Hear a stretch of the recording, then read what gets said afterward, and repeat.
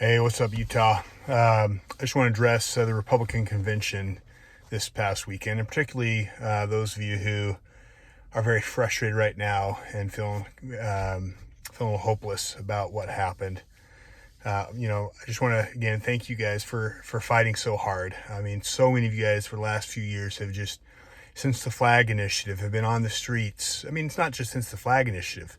How many years have you guys been out in the streets campaigning for change, campaigning for different candidates, grassroots candidates, people who would stand up to the establishment, and all the time you've put in, and I mean the blood, the sweat, the tears, the financial sacrifices. I just want to thank you guys, and I understand that right now there's a lot of frustration over not just the loss of what happened, last year with the governor's race and senator race and the big races we were most concerned about, but this felt like a real blow to the gut. This just felt like a real blow this last weekend to a lot of us. And I just want to remind you that the party was not lost this last weekend. The party was actually lost 10 years ago when Scott Anderson, the president of Zions Bank, and Gail Miller and several of our very influential politicians got together and again, the Utah League got pushed SB 54 and took the power away from people like us so that we could not upset them in their plans for this state. And I just think another thing that's very important to realize is this, because what we hear for 10 years, we hear different politicians get up and say, I'm going to repeal SB 54. We're going to do this. We're going to do this. But the purpose of a system is what it does, not what it claims to do. And think about that. The purpose of a system is what it does, not what it claims to do. Insanity is doing the same thing over and over again. We have been doing that for 10 years. It's just again this year we had, Rob Axman get up and say this year he's going to do something different, even though last year, again, it's been the same thing for 10 years. Let's talk about the system and what it does. They created a system that is designed to keep the leverage with the politicians, with the Utah elite, and they have done that effectively for 10 years. There's a reason that you had people, when you look at, it was really easy to look last, week at who was behind Rob Axman. And there was some of our good people there.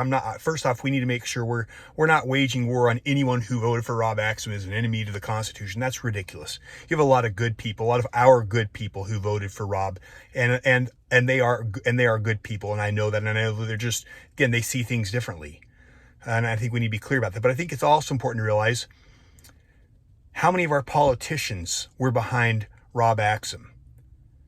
Again, what we are trying to do with the Republican Party is to pull it out from underneath the control of our politicians. And didn't you find it interesting how many of our politicians, especially some of our worst, that were sitting there campaigning for Rob to keep the system as it is so it would not be upset? And, one of the ones that blew me away there was Amelia Gardner's Powers.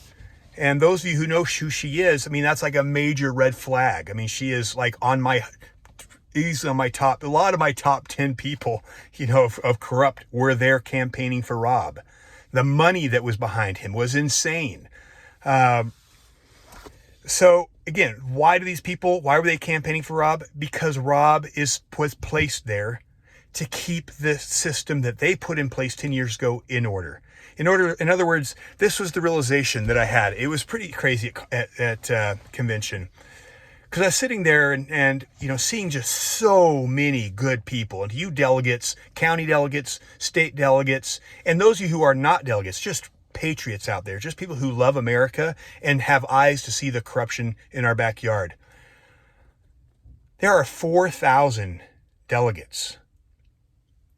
And when you add the county, that number delegates, that number grows. And when you add patriots, that number gets very big. But let's just talk about delegates, because let's talk about the 4,000, because that is a number that is very powerful. Those are people who are committed to the cause. They're dedicated. They're willing to sacrifice. They're willing to show up early in the morning. They're willing to meet with candidates. What a powerful group of people. And I was just sitting there and thinking about the last 10 years, how those group of 10 people for year in, year out have been each year brought to the table. Put your efforts, put your time, your money back into the party, and trust the party will do what it says it's going to do. Man, if I was on the other side, what a brilliant strategy to get the most patriotic, the most hardworking, the most dedicated people to commit to a system that I control. That can make sure even when they all come out in mass and say, hey, we want Phil Lyman in as governor, we can still have the power to overthrow it. What a brilliant thing, because you get these people engaging all their efforts in something that ultimately they don't have control over. So I'm here to, really what I start to have is I wanted to actually give some hope to you guys, because I actually have a lot of hope for this country and this state. And the reason I have hope is I'm out talking to you guys all the time. I'm out talking to business owners all the time. We have so many incredible patriots. The problem is we put our trust in the arm of flesh. We expect leaders, we expect politicians, church leaders, we expect people to save us. When the reality is, we are beyond that point. The corruption in this state and the country is beyond that. The only one I put my faith in right now to save us is God and the Savior. But the other thing I have my trust in is in you guys, is in regular people where power has not corrupted you. And what I have great hope in is, man, you look at these 4,000 people here. What if you took those 4,000 plus the county delegates? What if you had 5,000 people? And we have a lot more than that. And we were to show up at the Capitol and we were to demand and say, we will not leave these steps until you repeal SB 54. What would happen if we had 5,000 people in the streets marching with signs demanding that we eliminate the governor's ability to oversee his own elections and go back to what this state was, the Constitution of the state, which having a Secretary of State who oversees, accountable to the people, not accountable to the governor? What would happen if we were to stand and march at the Capitol day in and day out until we had election reform? Man, I just think of the power of you guys, the power of the people. And that is what I think the elite have, because it's always been this fight. I think, let's remember, this has throughout history been the battle of the rulers versus the ruled. And for 200 short years, we've experienced a miracle where the masses have held power. And we somehow think that that's just magically going to happen forever. But sadly, human nature and history defies that. We are moving back into the ruled versus the ruled. And, they are doing a phenomenal job getting us to fight each other, the whole left versus right narrative. They're doing it with even the right, the far right versus the moderates. I mean, it's insane how good they are at getting us to fight each other. But imagine what they fear the most, and the reason they want us fighting each other is because they fear us coming together and standing united in opposition, not against one another, but against the elite. One of my biggest concerns right now with Trump in office, and I've made it clear, I don't simp for any politician. I think power corrupts, and ultimate power corrupts ultimately. And I love a lot of what Trump does. But one of my concerns right now is, a lot of the surveillance state, a lot of the Agenda 2030 is marching full speed forward right now, and it's happening in your own backyard. Like, we know there's smart cities being built. No one's talking about it. And one of my concerns is we're so prone to trust a leader that we think he's going to save us. And we want our responsibility taken from us, and we want to give it to somebody else and trust they will save us. And that's a sign of a decaying society. And here we are in the moment to stand against these agendas, the UN agenda, these sustainable goals that are being implemented all over right now in our cities, in our state. This is the time to stand against AI governance, against the surveillance state, against the technology that is coming that I believe absolutely have the potential to enslave our children.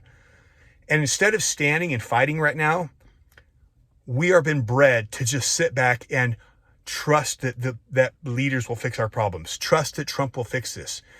And the fact of the matter is, this is the time where we, the people, should be standing up and taking control of our own destiny, not sitting back hoping a leader, and that includes a Phil Lyman, is going to come and save us.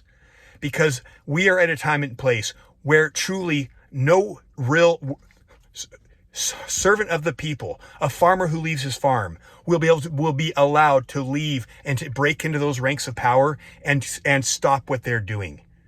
Our only hope is uniting as humble, broken, regular old people, standing up together and demanding accountability. The same thing that has always worked throughout time whenever we've been ruled by despots. And so I just want to give some people some hope. The good news now, guess what? There's a lot of you now who are starting to wake up. And the sooner we wake up and realize that the Republican Party is doing exactly what it was created to do, and that we now have to start thinking different. What can we do? How do we move forward? Because giving up is not an option. God will hold us accountable. And the fact of the matter is, and let's take a step back and realize God wins. We are on the winning side. There's no reason to be frustrated. There is reason to be frustrated, but there's no reason for despair.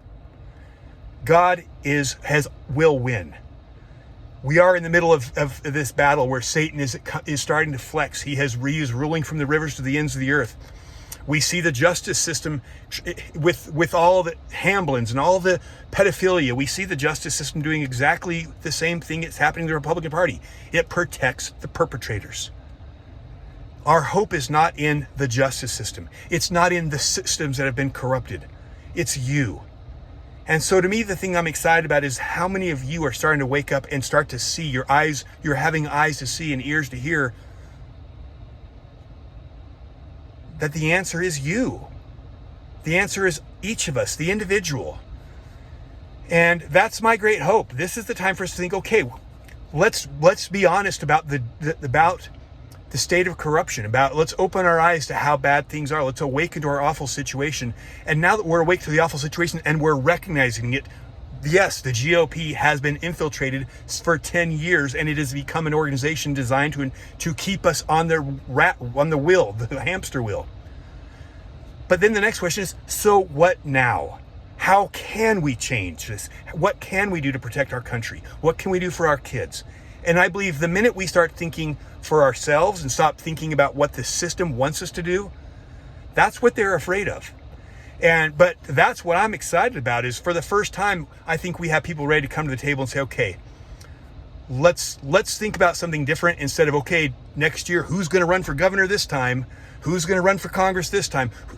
Because so far in 10 years, tell me one person who's gotten into office that has challenged the system. Name one.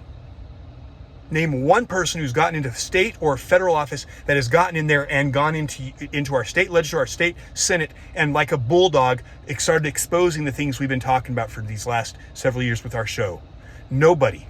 The only ones they let in there are people who end up getting in there and then kowtow and then start paying homage to Cox. So, look, the system is corrupted. And to keep investing our time in a corrupted system is exactly what they want from us. So this is, to me, I'm feeling actually a lot more hopeful now because now we have more people that are actually seeing the depth of the problem. And now this is a great time for you to think about what do we do differently? What do we know works? Well, we know waking people up is powerful. Let's keep talking to our neighbors. Which is why we do the show. The more people we wake up, that is the army that has potential for change. We know standing up at the Capitol. We know peaceful protesting. 3% of the population peacefully protesting has never not worked. There are solutions out there, but the solutions we need to be focusing on need to stem from the power that we have of the people, not to be dependent on politicians or on their systems they created, especially the GOP. If Phil have gotten into the GOP, then we say, all right, let's try to get control of this monster. But the fact of the matter is they were never going to let that happen. So anyways, I don't want to go too long, but this should be a time for some hope, because the first step in warfare is to know your enemy.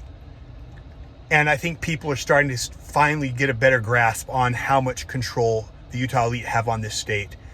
And God wins.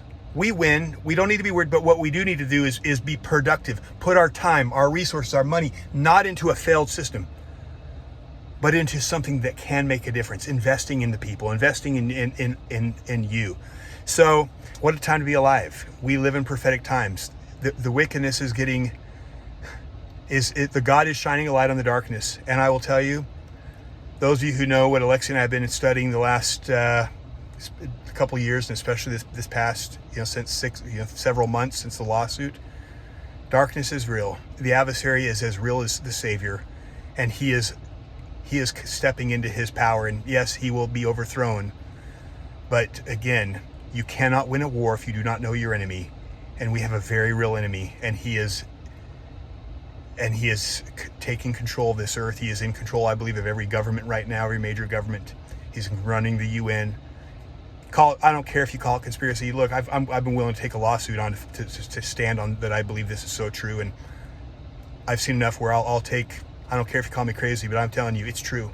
There is real darkness. The adversary is ruling, and Utah has a deep, deep, deep, dark underbelly, and that is really the root of what we're all fighting here, and it is very real, and it's something that God expects us to stand and fight against. And again, not to be overwhelmed by darkness, but the first step in winning a war is to know your enemy. And we do have real enemies, but the beautiful thing is God has you. God, that we have real light. We have very incredible people who love freedom, who love light, who love the gospel, and who have eyes to see and know why they're here and are not brainwashed zombies walking around, even brainwashed zombies walking around going back and forth to church, doing good deeds and still asleep to the real war that is waging around them. It's the same war that was going on in the pre-existence. So to those of you who are standing and fighting, nothing matters more, and this life will be over in the flash of an eye, and all that will matter is when we're on the other side is what role did we play in the grand battle, the great battle of light and dark.